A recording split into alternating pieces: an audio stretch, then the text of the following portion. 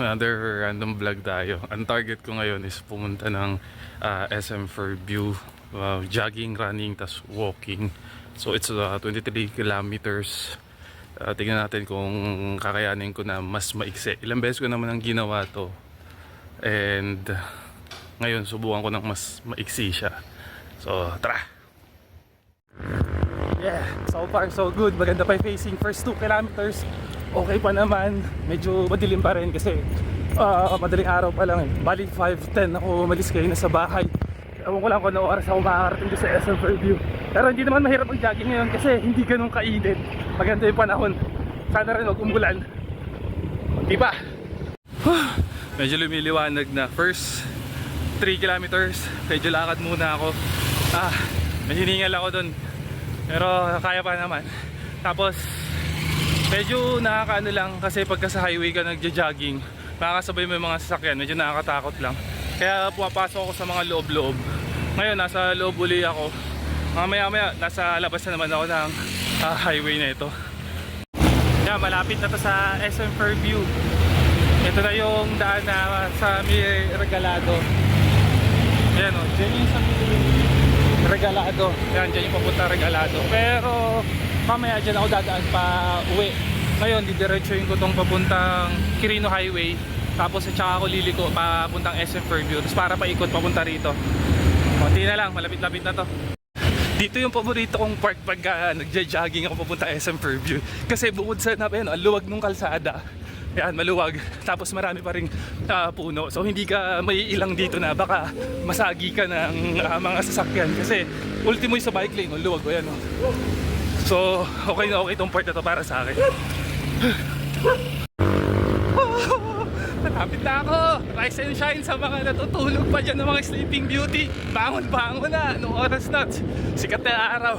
Konti na lang. Abot tanong ko na SM Fairview. Natapos ko na yung first stretch. Tapos mamaya ulit problema pag ipabalik na. Ayun, banda rin yung SM Fairview. Papasok na ako dito sa loob ng Neapolitan. Ikot muna siguro ako ng mga 1-2 ikot pa. Tapos pahinga. Tapos ewan ko, kakain pa ako dito. Pagod.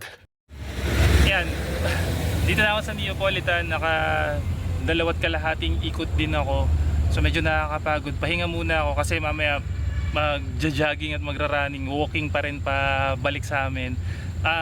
Medyo may record kasi nung last time na nagpunta ako dito, nasa more than an hour siguro, 1 hour and 10 minutes. Mga basta ganun, 1 and 10 minutes or 1 hour 5 minutes. Pero ngayon, nagawa ko siya ng 59 minutes. Wow, di ba? Ang ganda ng no? 1 minuto lang yung difference.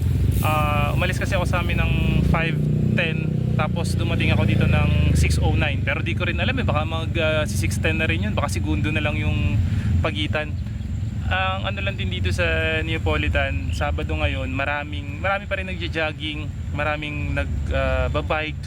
Tapos wala ngayon yung nag-zumba kasi every time na nagja-jogging kami dati dito pagka Sunday, merong mga nag-zumba. Pero ngayon wala.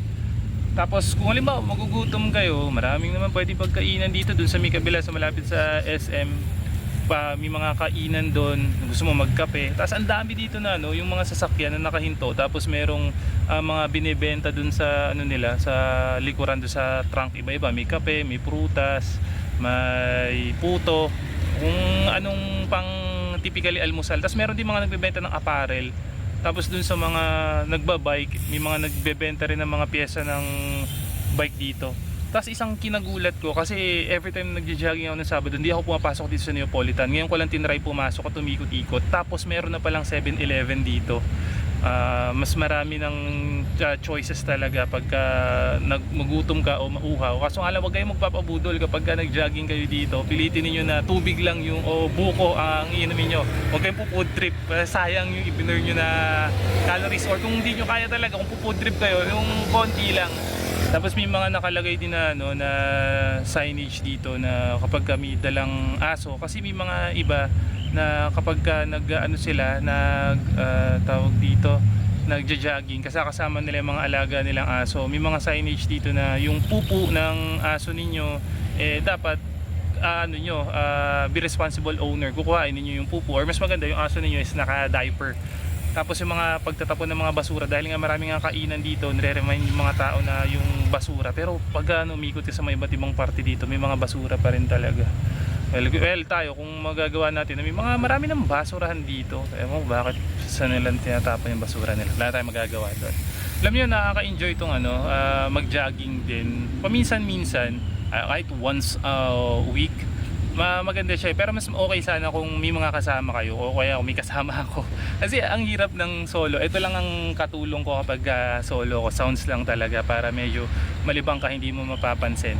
Ang pinagkaiba lang, ang hirap dun sa ganito na magja-jogging ka compared dun sa treadmill. Sa treadmill kasi flat yung yung pagja-jogging mo, pantay-pantay, walang up and down na dadaanan.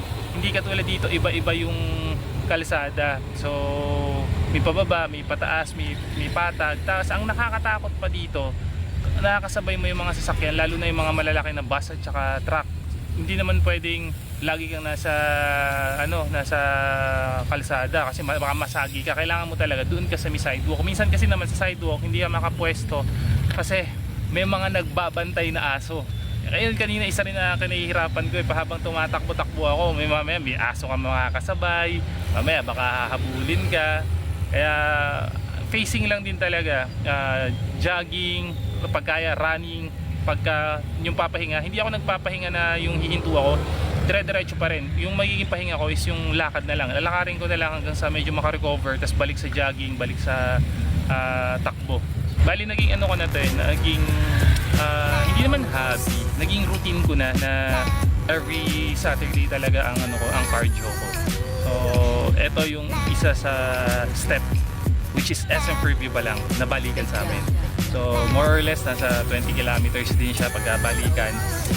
Sa mga susunod na pagkakataon, tatry ko pa na lumayo. Tapos pagka minsan nabibitin naman ako, pwede naman umikot-ikot pa rito sa Neapolitan. So ako I do encourage you na try nyo rin na at least kahit once or twice a week makapag cardio. It's much better nga if everyday makapag at least 30 minutes workout kayo. Okay, so hanggang dito na lang at babalik pa ako. Peace and signing out. Ciao!